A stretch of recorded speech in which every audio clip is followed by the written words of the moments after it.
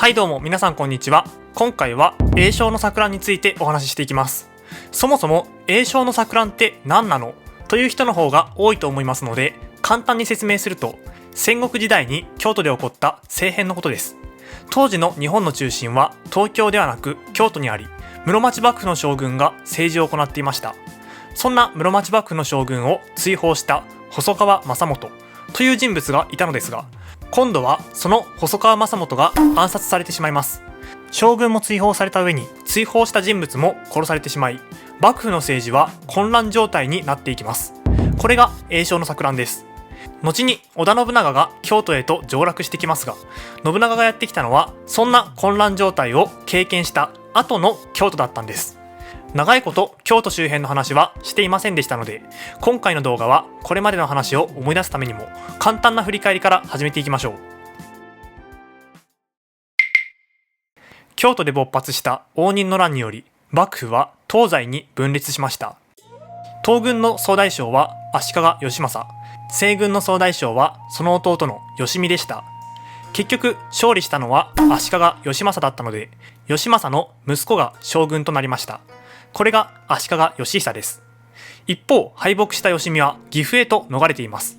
しかしこの義久もすぐに死んでしまったので、次の将軍を決めなければなりません。こうして岐阜へと逃れていた足利義見は京都へと呼び戻され、その息子が将軍となります。これが足利義胤でした。しかし義胤に対抗する勢力として現れたのが足利義澄です。こんな状態で幕府の有力者だった細川正元という人物が足利義澄に寝返ります。こうして京都に居場所がなくなった義胤は京都奪還を目指して戦いますが失敗。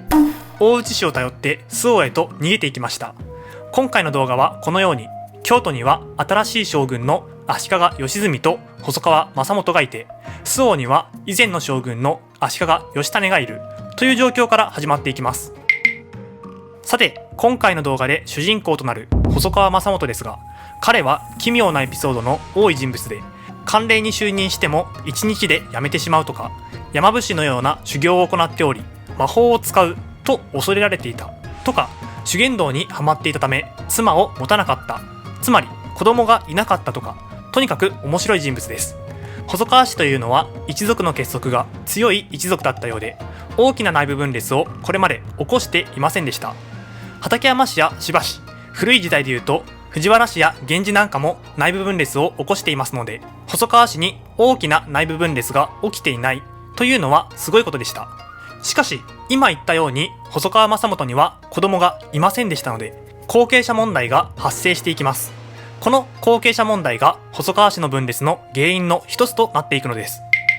さて、後継者のいない細川正元ですが、細川一族の人々は正元に養子を取ることを勧めます。ということで正元は公家から養子を取りました。これが九条家出身の細川澄之です。これで正元の後継者は澄之と決まり、後継者問題は解決されました。しかし細川氏内部からわざわざ公家から取らなくてもという反対派が出てきます。細川氏というと大きな一族なので、しっかり探せば血のつながった手頃な人物がいるはずです。血がつながっていない九条家より血がつながっている細川家を後継者にという考え方ですね。ということで正元は阿波の細川氏から養子を取るんです。これが阿波出身の細川澄元です。しかしこうなると澄之の立場がありません。細川氏の当主にするという話で九条家から養子に来たのに、その話を撤回されて別の人を当主にすると言われました。とはいえ澄元派としても引くことはできません。こうして細川氏は澄之派と澄元派で分かれてしまい、家督争いが始まっていくんです。澄之派と澄元派の対立が表面化するきっかけは、澄元派の薬師寺元和と澄之派の香西元長や薬師寺長忠が争ったことでした。この争いのきっかけは、薬師寺元和が澄之派に先を越されてたまるかと考えて、澄元の家督相続を早く実現しようとしたことでした。彼は武力によって決着をつけようとしたんです。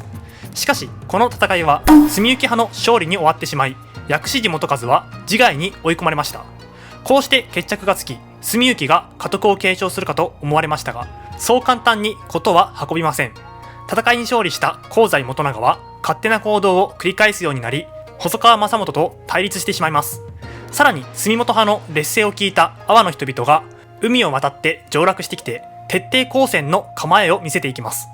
これに対して香西元長と薬師寺長忠はこのままだと住本が家督を継承してしまう、そうなる前に手を打たねばと考えました。こうして出した結論が正元を暗殺するという結論でした。そもそも住幸と住本の争いは細川正元の後継者争いです。なので住幸派は後継者争いなんかしていないでさっさと家督を継げばいいのではと考えたんです。こうして香西元長と薬師寺長忠は住本派の一掃を目指して活動を始めていきます。まず最初に犠牲となったのは細川正元でした。細川正元は魔法を使う準備をすると言って風呂に入っているところを住幸派によって暗殺されてしまいます。天下に並ぶ者がいないほどの権力を誇っていた細川正元でしたが、その最後はあっけないものでした。しかしここで作戦は終わりません。彼らが目指しているのは住本派の一掃、つまり次に狙うのは細川住本と三好行長です。こうして住幸派は細川住本と三好行長の屋敷を襲撃、2人は近江へと逃げていきました。こうして住幸派は住本派を京都から追い出すことに成功したので、細川氏の家督を住幸が継承、香西元長と薬師寺長忠の思い通りに計画は進んで住幸派の勝利で戦いは終わるかと思われました。しかしある人物が動き始めます。細川一門の細川隆国です。突如動き始めた細川隆国は細川住幸の館を包囲して戦闘、最終的には切腹まで追い込みました。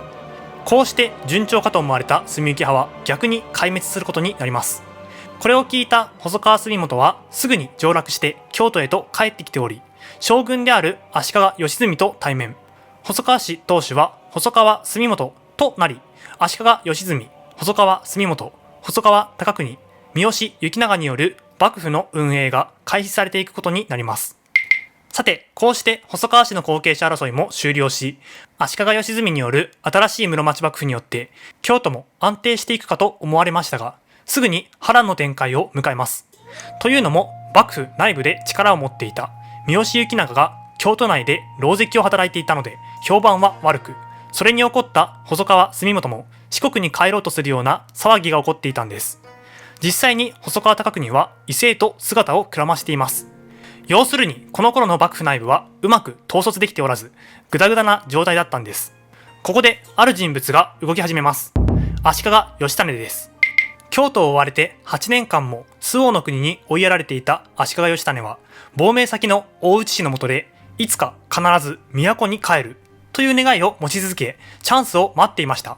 そんな時に旧敵正元が暗殺された上に、その後の幕府もグダグダ、ついに京都に帰る絶好の機会が巡ってきたんです。今こそ8年間の願いを叶える時、そう考えた足利義胤は亡命先で面倒を見てくれていた大内義興とともに上洛を開始。この動きに細川隆国も呼応して足利義胤に寝返るんです。さすがにこれはヤバすぎます。京都にいる義澄たちは大ピンチです。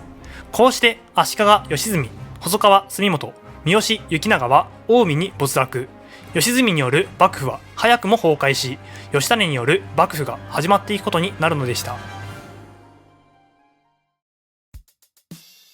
さて、いかがだったでしょうか。こうして将軍に返り咲いた足利義胤ですが、鎌倉幕府、室町幕府、江戸幕府を通して2度同じ人物が将軍に就任したというのはこの足利義胤しかいません。